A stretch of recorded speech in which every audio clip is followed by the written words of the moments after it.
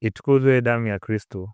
Karibu mpendwa mtazamaji na msikilizaji wa Radio Mwangaza FM na Mwangaza Digital katika tafakari ya Mtakatifu Gaspari, ikiwa leo ni tarehe 30 ya mwezi wa 10.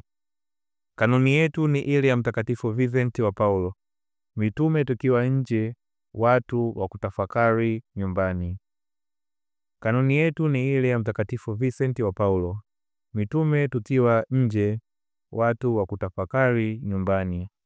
Katika kipindi hiki kigumu na chenye harakati nyingi, kanuni ya Mtakatifu Vincent wa Paulo inakuwa taa ya kuongoza kile mwenye wito wa kimisionari. Mitume tukiwa nje, watu wa kutafakari nyumbani. Hii ni kauli fupi lakini yenye uzito wa kimapinduzi.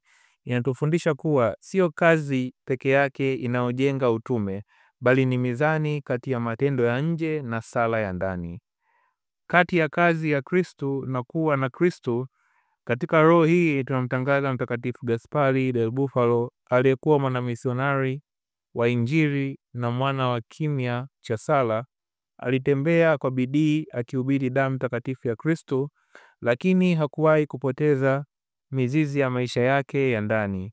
Alikuwa mtu wa mikutano ya watu na safari nyingi, lakini alikuwa pia mtu wa upweke mtakatifu, wa usiku wa maombi na machozi ya toba.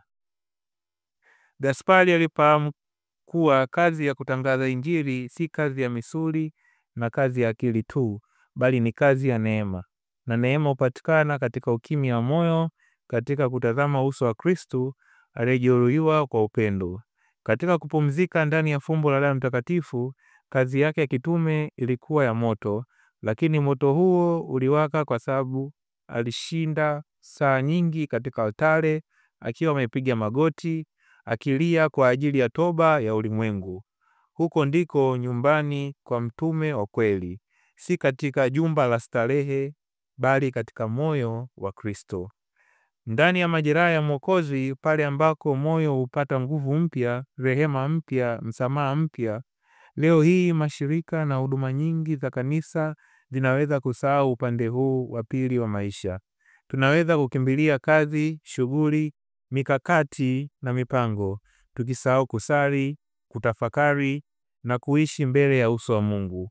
Hapo ndipo roho ukauka na kazi ubaki na sura bila moyo. Gaspari anatufundisha usiwe mtume nje ikiwa huna mahali pa kutulia na kusikiliza sauti ya Yesu. Usiwashawishi wengine ikiwa ndani yako hauna mwanga wa neema.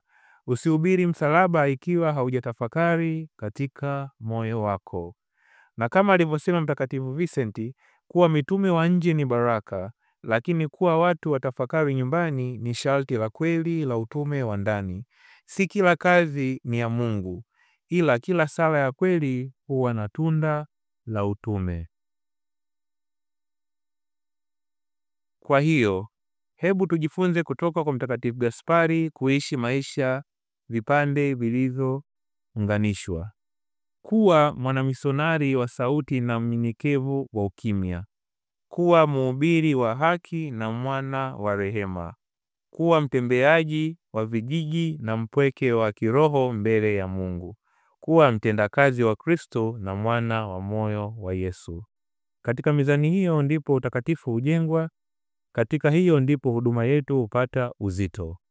Hapo ndipo roho ya kweli ya Mtakatifu Gaspari inatualika kuishi katika utume wenye mizizi ya sala, na sala inayozaliwa kwa upendo wa utume. Itukuzwe damu ya Kristo. Niliyekuletea tafakari hii ni mimi Fratelli Benedict Kenan Nyotoka wa shirika la damu azizi ya Yesu Kristo.